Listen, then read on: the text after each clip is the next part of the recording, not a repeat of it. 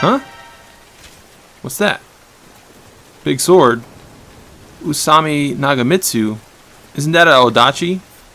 Odachi suck. The line from the Hindu scripture, the Bhagavad This actually looks pretty Gita. good.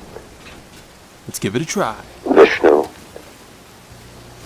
is trying to persuade the prince that he should do his duty, and to impress him takes on his multi-armed form and says, "Now I am become death, the destroyer of worlds."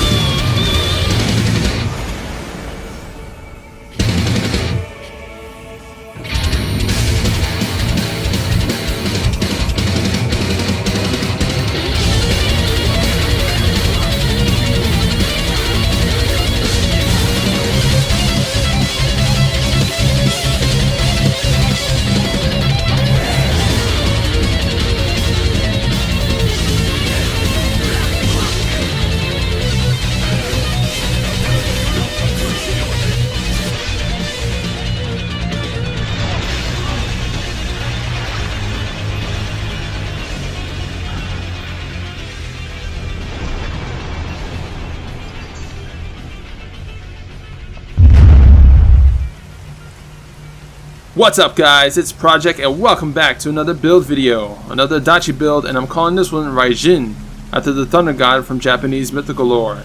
It's elemental based like my Seiryu Odachi build, however I'm trying to maximize damage this time. And since people ask, yes this is better than Seiryu, however I have not seen much, if any at all, of people using the new dragon, so Seiryu has that going for it, and Wind is better for defense. But this time it's all offense and I love it.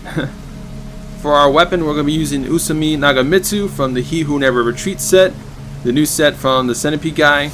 Really cool Odachi. I think it's the highest attack multiplier, or second highest attack multiplier Odachi. And as you can see, I have mid attack damage, 20.5%. I had attack from behind before, but I threw that away because this is only 800 damage less, and it applies to any attack we do, which is really awesome. And since we're a living weapon build, we're constantly in mid stance, although we can switch to high and low stance with the Odachi. So, but those stances aren't really that great. I chose mid attack damage instead because I couldn't roll close combat damage 20%.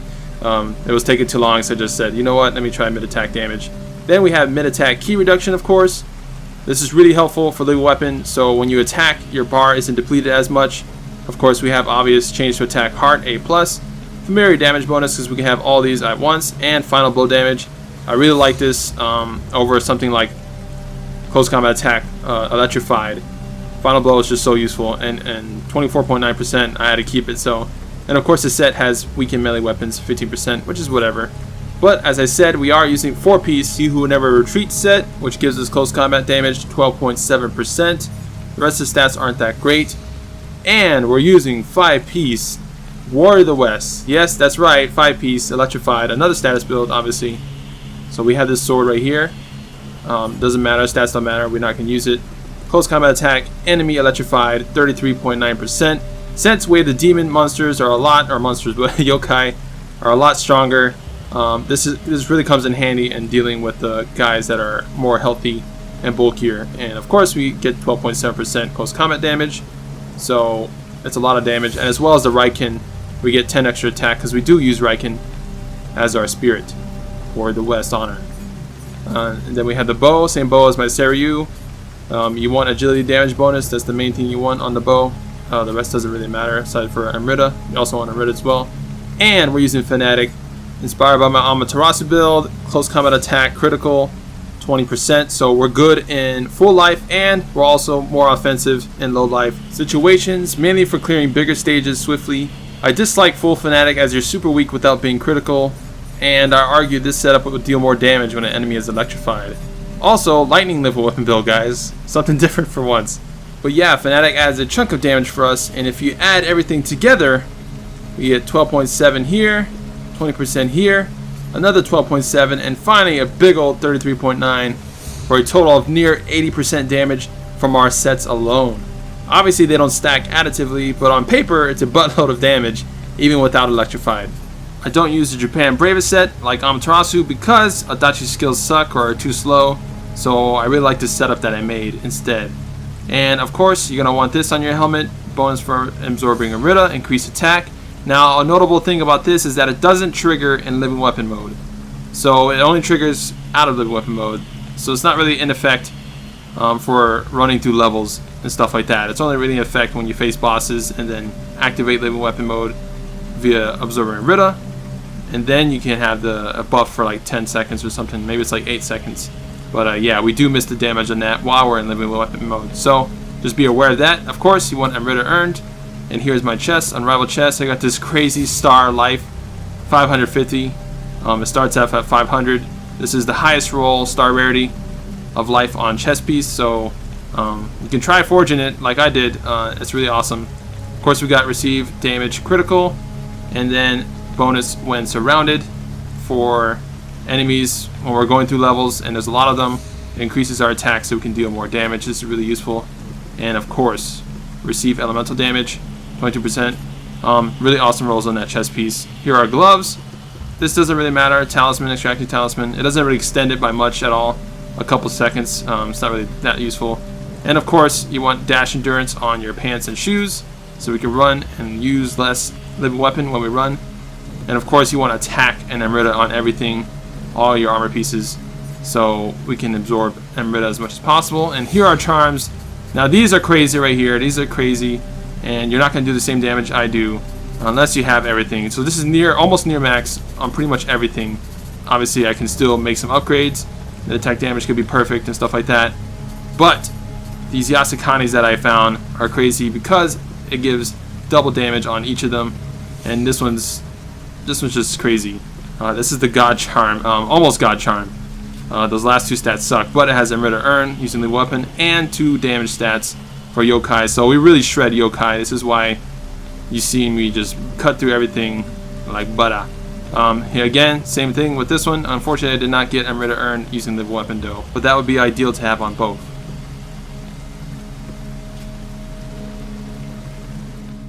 And now we can move on to the stats section. As you can see, I limited myself to 260. All the footage was taken with this level, so I can get stronger. and add about 100 to 200 attack. It's about the average level most would be at this point in demon mode, if not below average, from what I've seen. Nearly the same stats as Seiryu except lower spirit. As always, I'll include what stats to max after this point. If you can get changed to attack on strength, then you can actually do this build at nearly the same effectiveness at like 200 or something.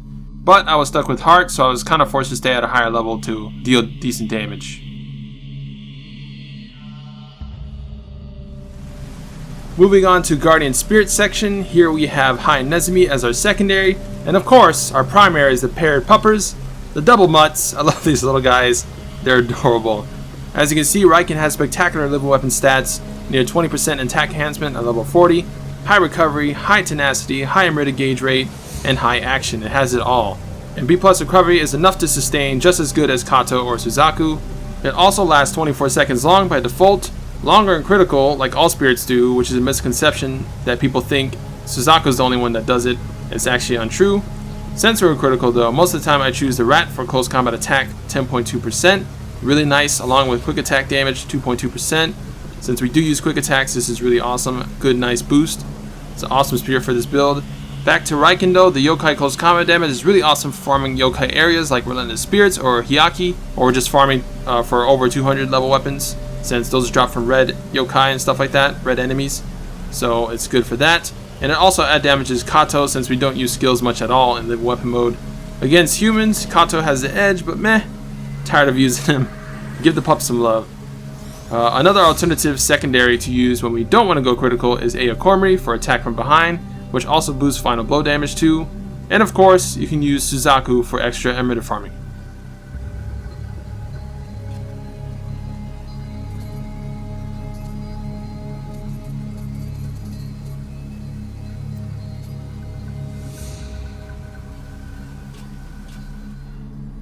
For clan, you want Kuroda. I actually use the Ishida for all the clips, but after I put the video together, I tested Kuroda and it outdamaged Ishida by 800 for my test.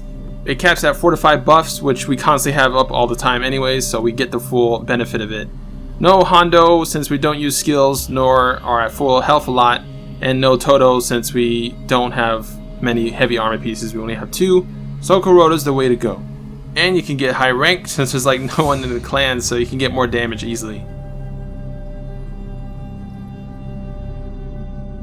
As always, here's all the skills from the other trees you need, conveniently all in 2 screens. You can pause the video here to get what you want, and whatever points you have left over, you're free to use however you want. And now moving on to skills. If you see my Seiryu video, this is pretty much the same stuff from that video, the same skills. I like to take Crashing Waves, as that is my preferred key damage skill. This does really awesome key damage, especially against humans who block. It does like 70% of their key. Then I have Imperative Strike, is a really great draw move.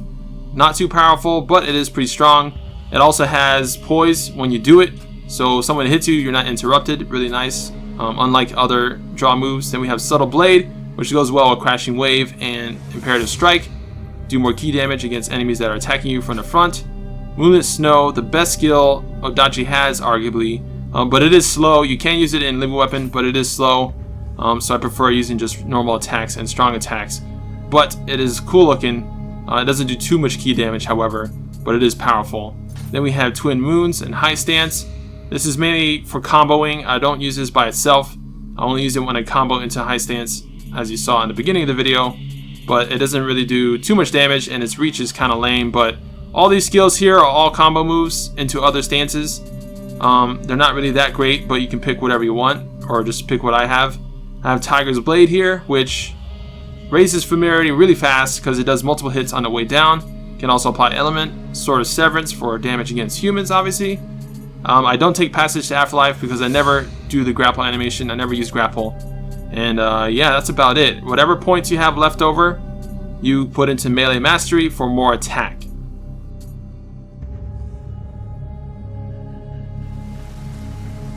And that is it for my Raijin Odachi build. I hope you guys like it. I really love it myself, if not as much as my Amaterasu Kusa build.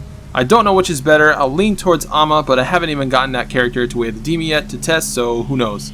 The next build will probably be Kunai Storm just to check it out, though I do want to do something else before that video-wise.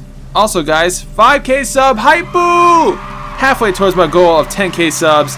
Thank you guys so much. I never thought I'd come this far, and you've all been a great audience to me. I really love this little ecosystem we have on this channel. You guys are the best. If you liked today's video, touch that like button a little bit, comment down below with any questions, and subscribe for more Nioh epicness.